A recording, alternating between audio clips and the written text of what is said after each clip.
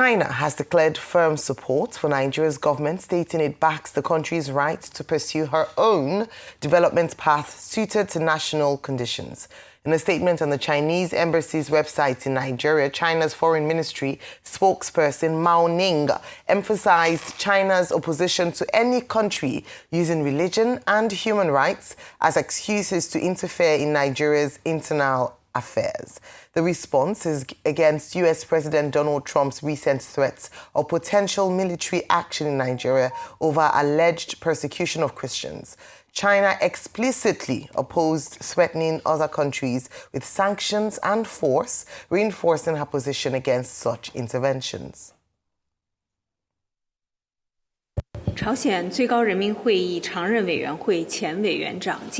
On Trump's threat of military deployment in Nigeria, Mandarin, as Nigeria's comprehensive strategic partner, China firmly supports the Nigerian government in leading its people on the development path suited to its national conditions.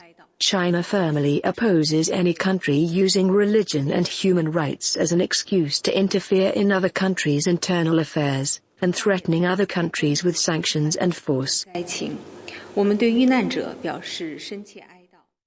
Still on this story, meanwhile, Minister of Information and National Orientation, Mohammed Idris, says President Bola Tinubu remains calm and is taking the situation very seriously. At a routine consultation with the president at the State House, Idris said government has opened channels of communication with Washington and other international partners to reassure them of Nigeria's commitment to protecting citizens of all faiths and strengthening national security. It's a routine meeting that we always have with Mr. President. As Minister of Information, I need to consult with Mr. President from time to time, and this is exactly what we have done. Of course, the issue of the US threat also came up, and we discussed that extensively with Mr. President. Mr. President is calm, is looking at the whole situation, and is looking at ways and means of ensuring that the international community understands what Nigeria has been doing. Only last week or 2 weeks ago, Mr. President, in his own desire to rekindle the security architecture of the country, reinvigorated the hierarchy of the armed forces. A new chief of defense staff and other service chiefs were appointed. Now, this is all all the issues that came out of the United States. So that tells me that Mr. President has been working assiduously to ensure that Nigeria is a country that remains safer for all Nigerians to live in. We're looking at all the issues, and we don't want to overheat the discussions, but work is ongoing, and we're also opened channels of communication so that the international community will understand what Nigeria has been doing better, and also what we intend to further do to ensure that whatever concerns there are, either domestically here or from the international community, are answered. And Nigeria's Minister of Foreign Affairs, Yusuf Tuga, has again dismissed claims by President Trump that the government is involved in religious persecution. Tuga says freedom of worship is guaranteed under the Nigerian Constitution and insists such acts are not supported by government at any level. Nigeria's constitutional commitment to religious freedom and rule of law. All the answers are in there.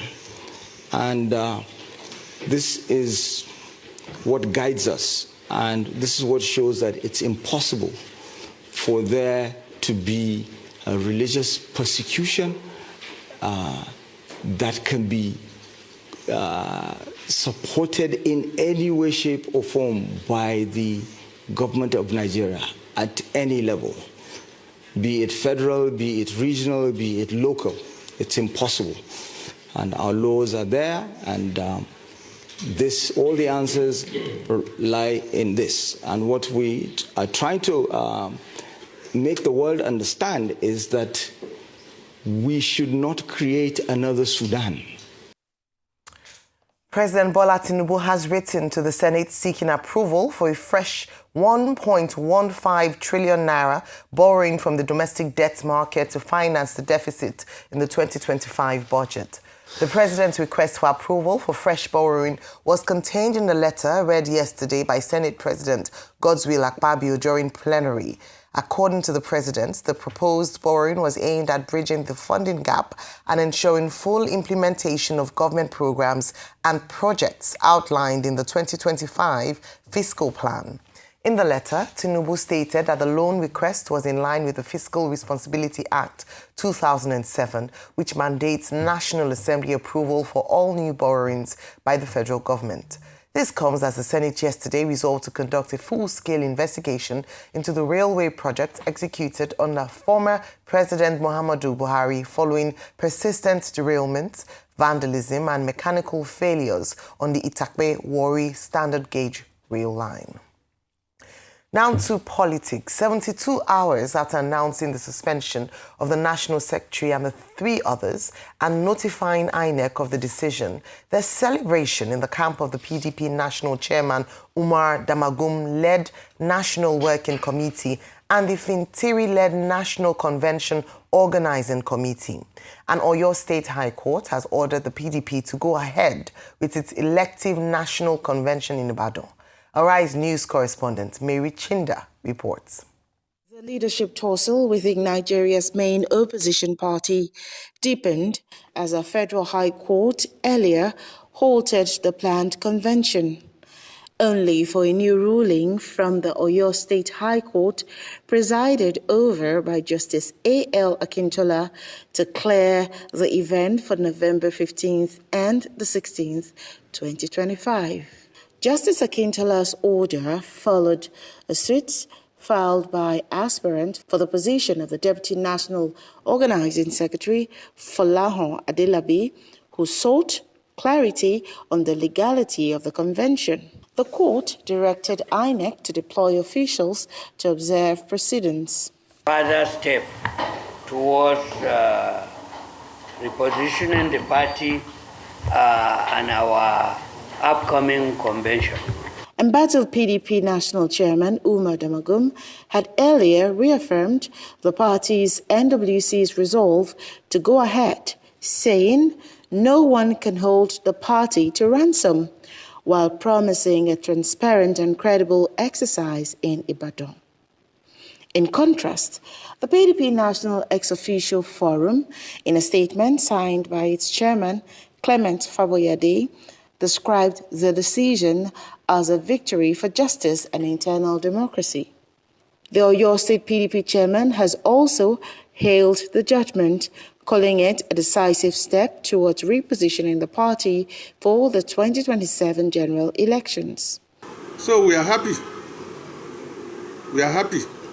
And to tell the whole public, the convention, by the special grace of God, will go on as planned.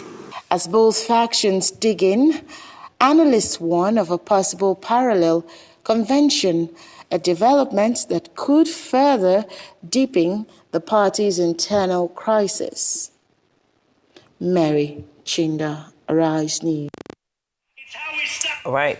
Okay, so stories this morning, Rufai, of course, still dominating the headlines across the nation and now taking on an international dimension is the response by the Nigerian government to President Trump's threat.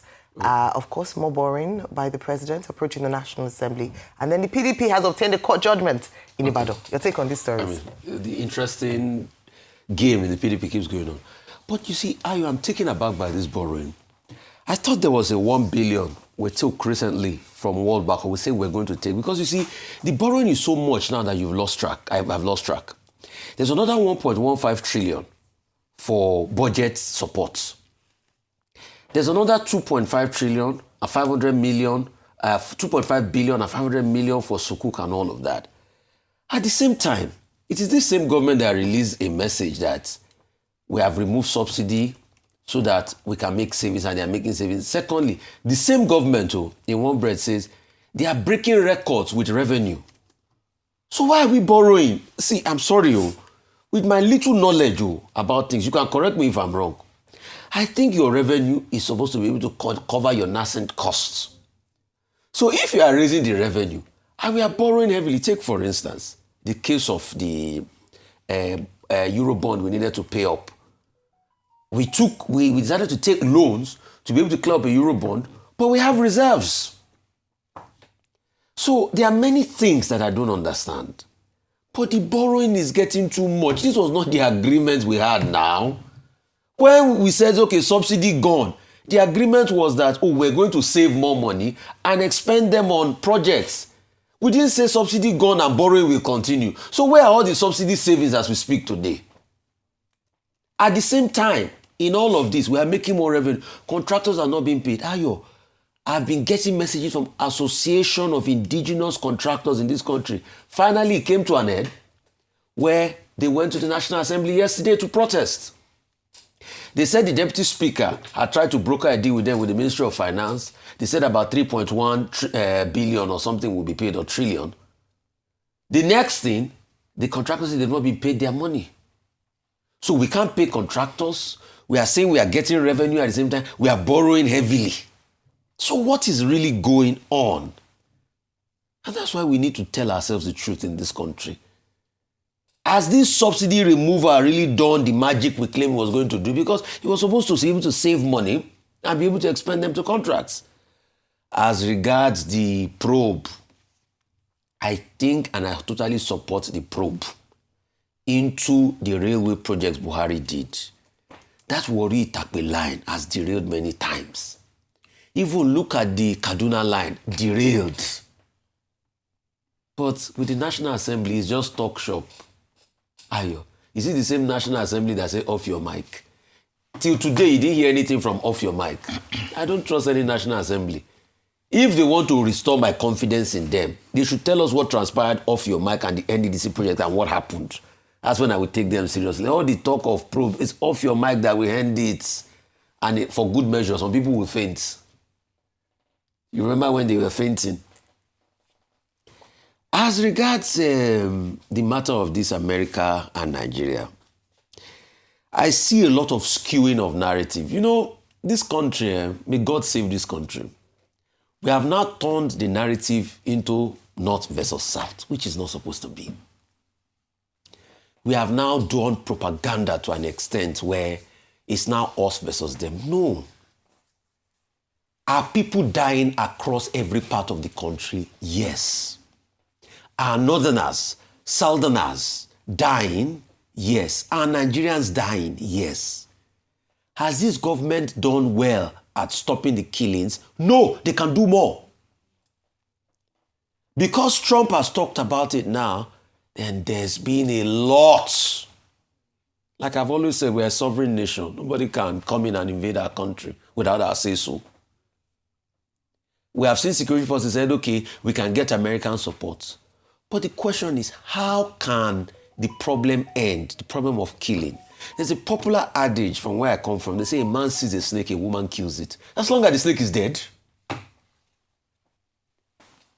Please, let's take this matter out. And for us that we are so delusional now to think China loves you so much, with due respect, China is speaking for its own interests.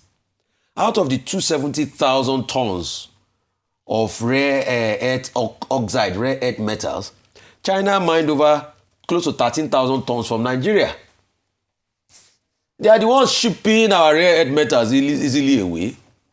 So if America is talking about strikes, which I don't believe, which I just think Trump is bluffing largely, there's about strikes in the area where China is mining their rare earth metal. You think China will just look and be saying they should come? So when we are acting like China loves us so much, China is talking about its own interest, or the EU that is talking in our house of board. You think they love you so much? EU that in this country close to 44 billion is going out.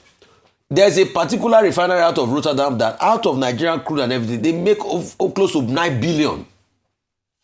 Everybody's talking about their own interest.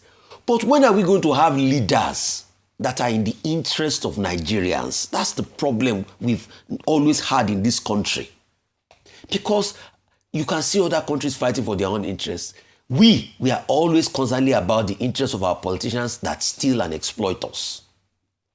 So it's a very sad dilemma that we are currently facing now. And please, we should not fall for all this love here and there and all of that.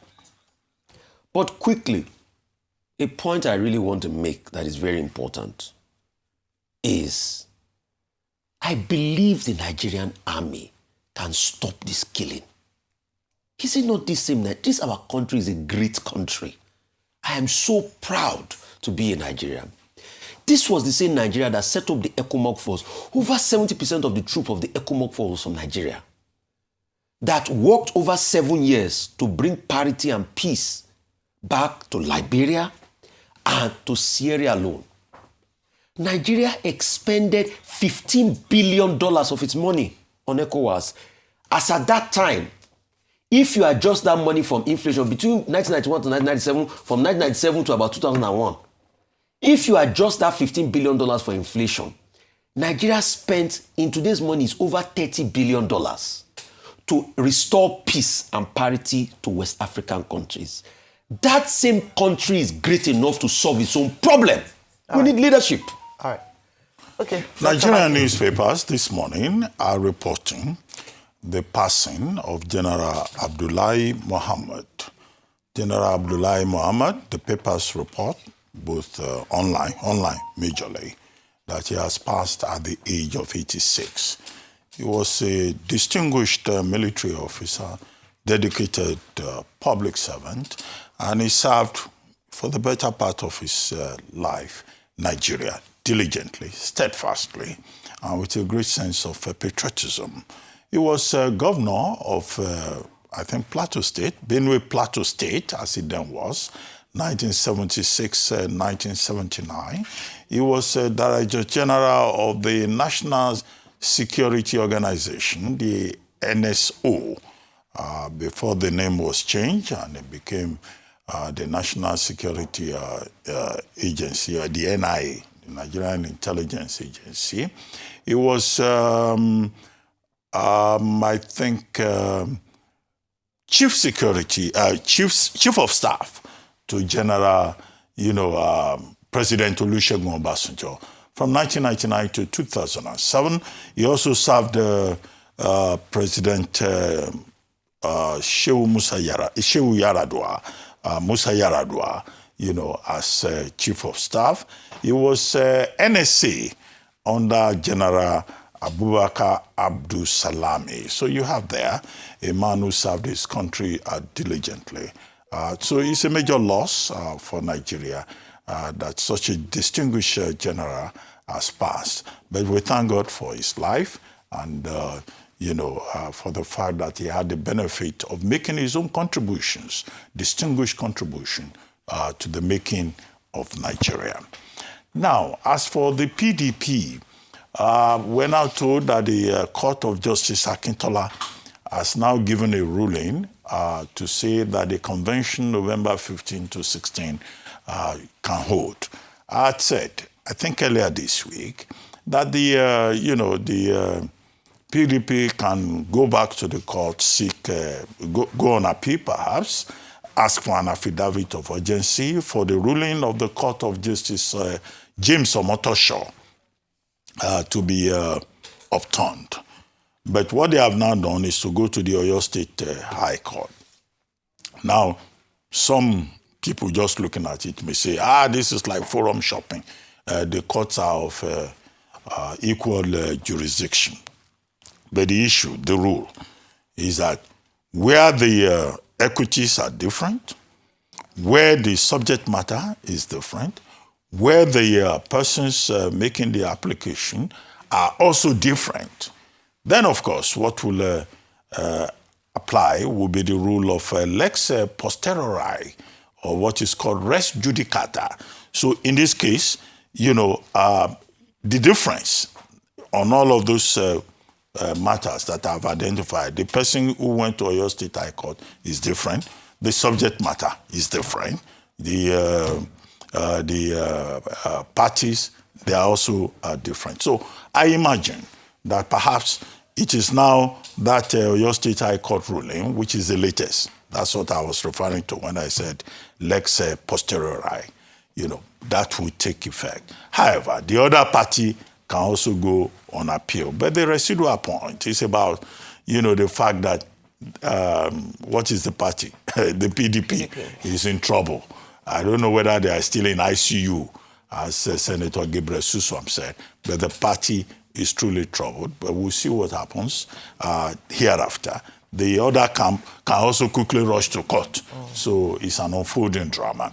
The next thing about the Minister of Foreign Affairs speaking in Berlin, in Germany, with his German counterpart, saying that, look, the Nigerian constitution does not allow religious persecution, and that is the thing that everyone should note. And I think he's right.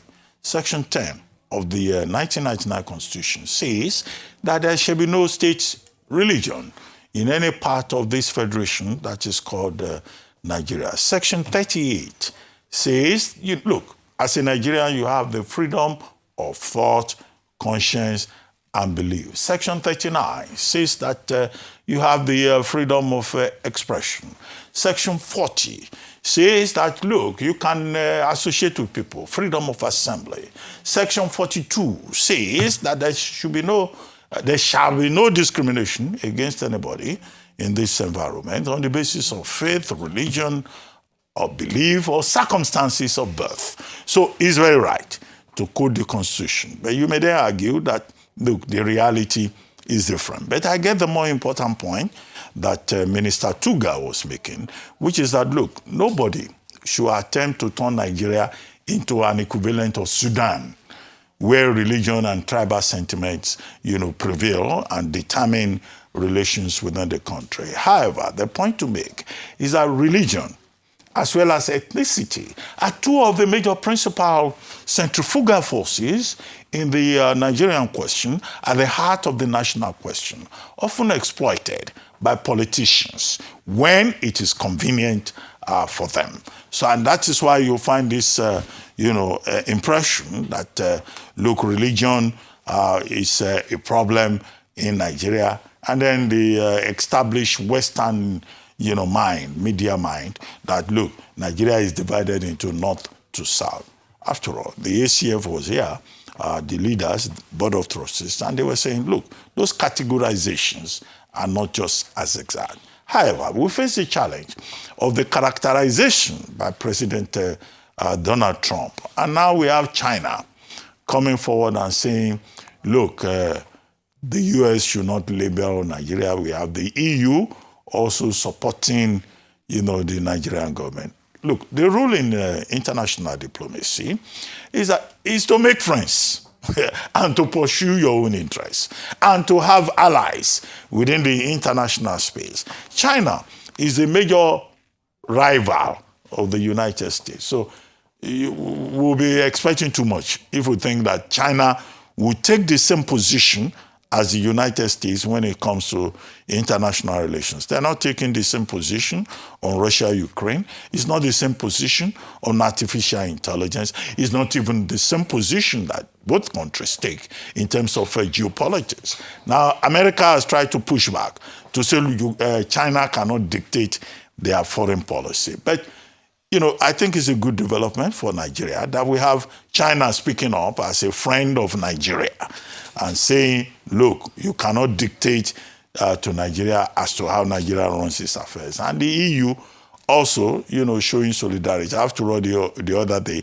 the EU just, approved some amount for pharmaceuticals, for local production in Nigeria. So it's good to see that Nigeria is not isolated, and that there are countries and regions that are willing to speak up against Trump's unilateralism, against Trump's hypocrisy, and Trump's mischaracterization of religious relations in Nigeria. So that's the context of that.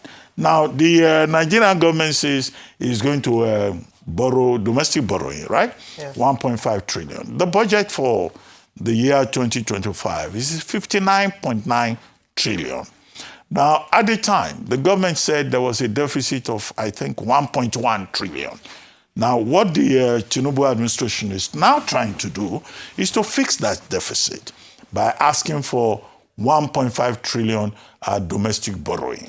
And the Senate, having referred the matter to the committee level, says that this money will be used to pay local contractors. Now, the classical argument by people who know this subject much better, because it's their daily fare, is that, look, borrowing is not the problem. It is what you do with the money.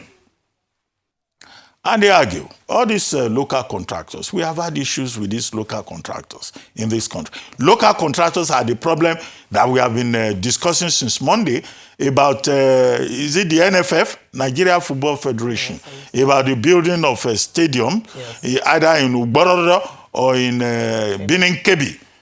These contractors abandon the job. So who are these contractors who are to be paid? What we can ask for is transparency. What we can ask for is accountability. And also, the same Senate treating the matter says that the Senate of the Federal Republic, the representatives of the people, are now going to probe railway projects under General Muhammadu Buhari because of suspected lack of transparency and accountability. Maybe there is a lot more that they need to probe, not just railway projects, because what the Nigerian people are asking for is basically transparency and accountability. And accountability, even if they say they are borrowing, domestic borrowing 1.5 trillion that they want, we would like to know what they do with it. And what is the item-by-item content that this money will be spent upon, so that all of us, including those of us who sit here every morning raising questions, can follow item by item. And I think that the desk stops, the box stops at the desk of President Bola Ahmed Tinubu, so that he can allay the fears of people who say, borrowing all the time. And I agree with the view that we have even lost count. But if we have proper documentation, we can track it. And you have civil society groups like Budget that we should encourage, like SERAP that we should encourage, like Enough is Enough that we should encourage to continue to help, the Nigerian people to track all of these details. Yes, the key word is accountability, and that's that's what is lacking a lot of times, especially from the view of the Nigerian people. And also the trust as to whether or not the National Assembly, the Senate in this instance, will do its proper job of oversight and not just rubber stamp. What we've accused this 10th Senate of again and again is the fact that when it comes to oversight and checks and balances for the executive, it seems to not exist. And so what Nigerians are calling for, as Dr. Batu rightly mentioned, when it comes to borrowing to fund infrastructure, it's not bad for the economy. It's actually in good faith. However, the most important thing is that what the monies that are being borrowed is not used, corruption or looted or used for frivolous projects, but actually is used in wealth-creating projects so that the people of Nigeria can actually benefit. And so this is a call to the Nigerian Senate to ensure that due diligence is done, and also for the Nigerian people to keep an eye on the processes and ensure that when reports are released, we follow up on this. I think the challenge, of course, with probes, like has been mentioned for the railway infrastructure, is that usually what we've had in the past with probes like this, whether it be with the NDDC, with the NNPCL, is that we have announcements of investigations and committees and panels set up. But that's where it ends. There's usually no outcome or consequences where there's an infraction that has been noticed. And that's something else that we ought to hold, that we hold the Senate accountable for, that beyond announcing, big announcements like this, we want to probe CCTV cameras in Abuja, we want to probe railway infrastructure, is not just announcements, but actually going all the way with their probe and coming out with an outcome, and where possible, consequences should occur. Now, let me move on to the PDP. Just a quick statement on that, because one of their chieftains has reacted, saying that there are no factions. They still maintain the fact that there are no factions in the PDP. It's just agents of the opposition who are trying to destabilize the PDP, and that they will continue to feel. This is coming from one of the chieftains who'd reached out this morning following the report by Mary Chinda, and saying that the PDP is on the way to victory and they have their acts together. But I believe that beyond, the statements from the PDP's quarters is the action. The taste of the pudding is in the eating. Is what we actually see. It's not what is being said. What will happen, time will tell. Whether or not the convention will happen. Number two, whether there will be a factional convention, a parallel convention happening by this, people who are said to be seeking to destabilize the party, and would be critical as a foundation to whether or not the PDP would survive as the main opposition party in Nigeria as we speak. Hopefully, this will happen. But I think this also speaks, when you talk about the conflicting judgments, about the state of our judiciary. A lot has been said about that, where, judgment is obtained in one court and a dissenting judgment, or a different judgment is obtained in another court. And this is what the NJC needs to look into. We've called on this a number of times on this table, so that politicians don't cherry pick or shop for judgments based on which court would favor them or not. But as it stands, according to the court judgment in Ibadan, the PDP convention would hopefully hold this month. Now, finally, on the big topic that has been, and so very well so, is the response by the administration. The Minister of Information came out to say that the president is calm and he's not, elo for kombale, as he would say. That means that go and, settle down. No cause for alarm. That was what he had said earlier on during his campaign. But truly, there is cause for alarm. And this is not just based on the call from President Trump. It is actually based on the calls by many Nigerians, and has been echoed by a number of people. It is quite sad that it had to take an international voice for our own government to listen to us as to the incessant killings by terrorists, bandits, and also kidnappers. But the good news here is that finally, hopefully, action will be taken. A number of analysts have come out with solutions, what can be done, what ought to be done. I don't think it's a lack of ideas that's the challenge. It is the will to actually carry out what the options available to the government and the administration is. And with this push and pressure from the international community, perhaps Nigerians will begin to see reprieve from 15 years of terrorist oppression and killings on a scale that should be mind-boggling at the very least, in Nigeria. And so that's what we're looking forward to. The Minister Tuga has said that there's religious freedom guaranteed by the Constitution of Nigeria.